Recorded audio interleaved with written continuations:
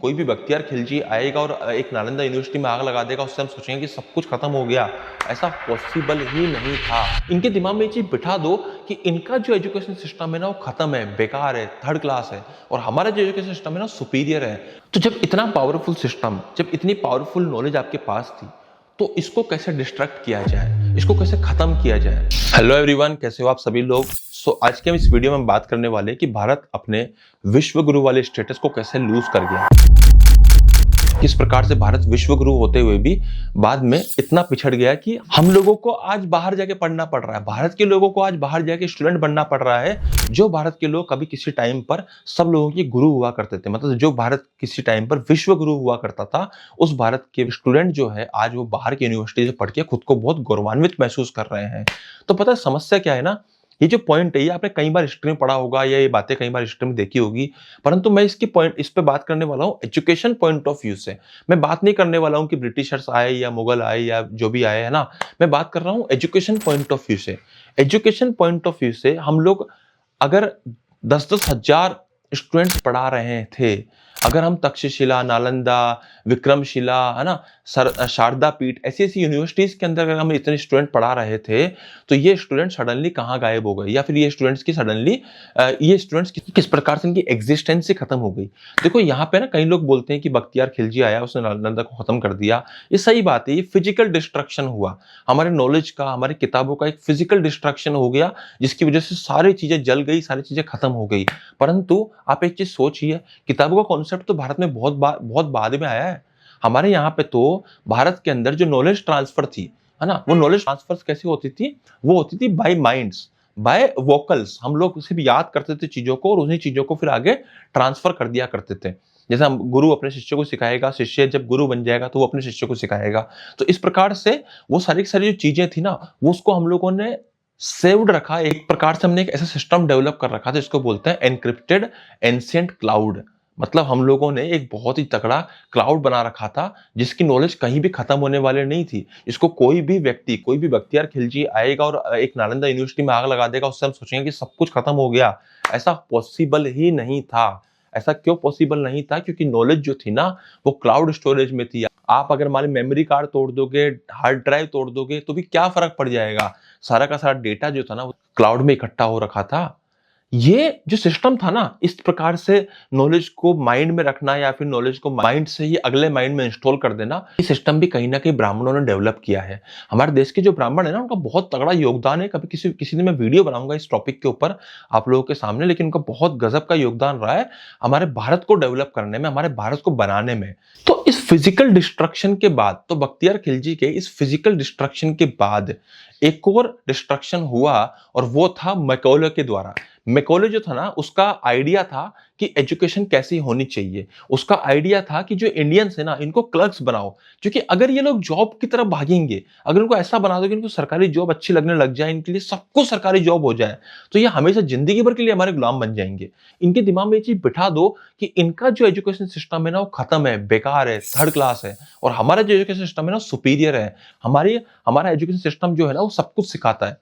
एक चीज सोचिए कि जो एजुकेशन सिस्टम है, ये जो जितने भी बड़े बड़े जो साइंटिस्ट टाइप के लोग थे या बड़े बड़े जो ट्रैवलर्स थे ना, वो पिछले 2000 साल में भारत आए। उन सबका एक ही डेस्टिनेशन था, बार बार कहीं घूम के आने का, और वो था भारत। वो भारत आते थे, यहाँ की चीजों को देखते थे, यहाँ की चीजों को समझते थे, और फिर दोबारा लेके जाते थे अपने देशों के अंदर।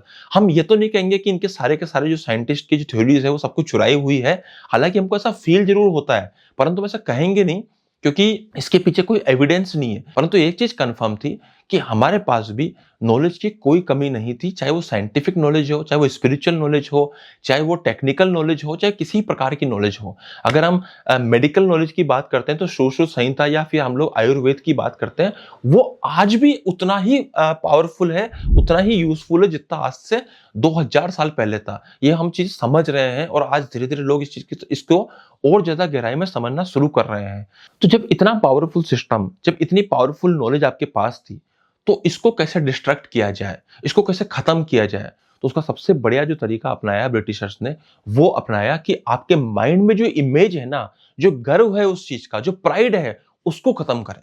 तो जैसे वो प्राइड खत्म होगा ना, ऑटोमेटिकली वो व्यक्ति हीन भावना मानने लग जाएगा अपने आप के अंदर, अपने कल्चर के लिए उसके अंदर हीन भावना आ जाएगी। वो ऑटोमेटिकली ओल्ड गुरुकुल सिस्टम्स को छोड़ के मॉडर्न सिस्टम्स की तरफ भागेगा, जो आपको लीडर नहीं बनाएगी, जो आपको विश्वगुरु नहीं बनाएगी, जो आपको क्लर्क बनाएगी, जो आपको क्या बनाएगी, ऐसा व्यक्ति बनाएगी जिसको सिर्फ जॉब पसंद है। आज देख भी रहे हैं हम लोग ये सब चीजें क्या हो रही है।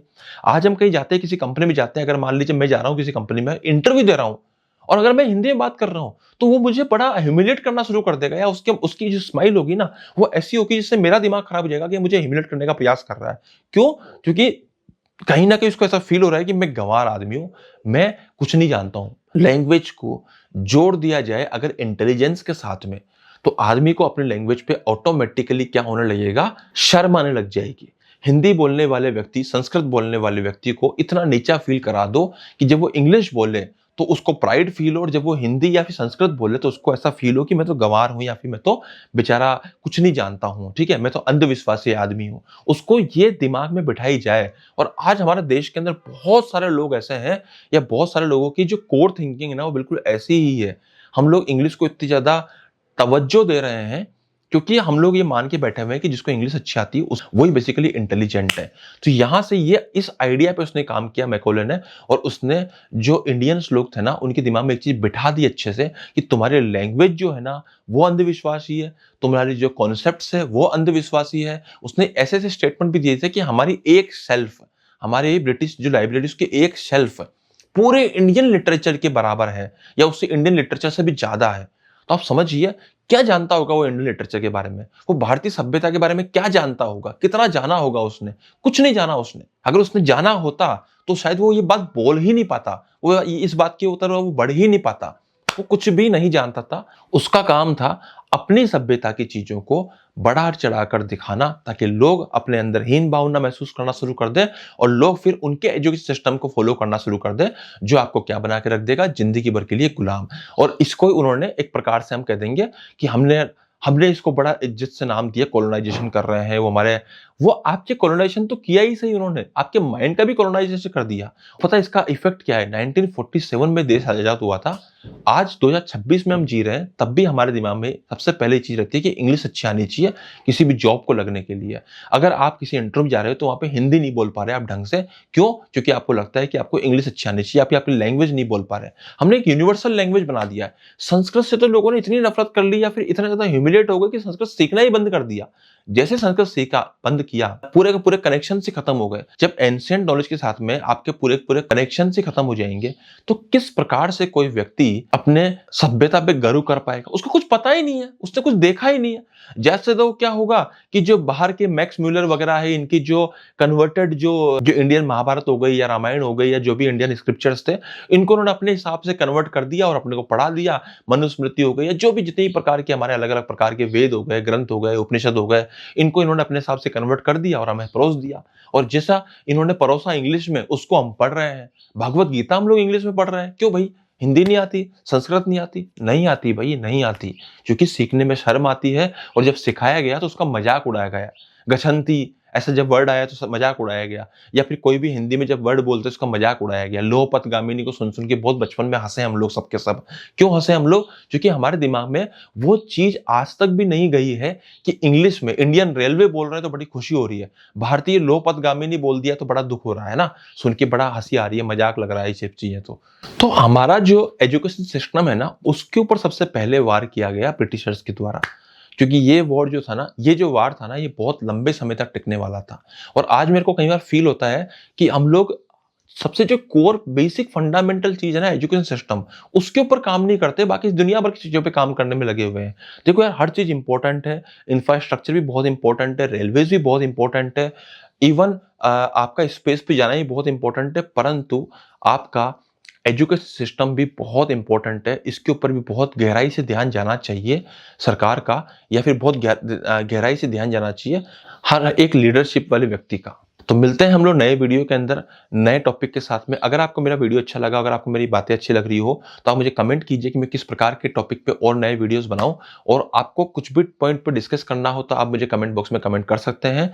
और प्लीज वीडियो को लाइक कीजिए, लोगों तक शेयर कीजिए। आप जितना लाइक करेंगे, लोगों तक शेयर करेंगे, उतने ही चैनल की ग्रोथ होगी। और मेरा जो कॉन्सेप्ट है, मेरा जो पर्पस है, वो ये है कि मैं लोगों तक अपनी एंशिएंट नॉलेज को एक रियल लाइफ प्रॉब्लम और उसके सॉल्यूशन के साथ कनेक्ट करके लोगों तक पहुंचाऊं, ताकि लोग उसको सीखे, समझे और ये इस बात पे गर्व महसूस करें कि हम लोग भारतीय सभ्यता जो है ना, वो बहुत ही प्राचीन और बहुत ही गर्व करने वाली सभ्यता है, वो कोई शर्म करने वाली सभ्यता नहीं है। तो चलिए मिलते हैं नेक्स्ट वीडियो के ऊपर, तब तक के लिए धन्यवाद।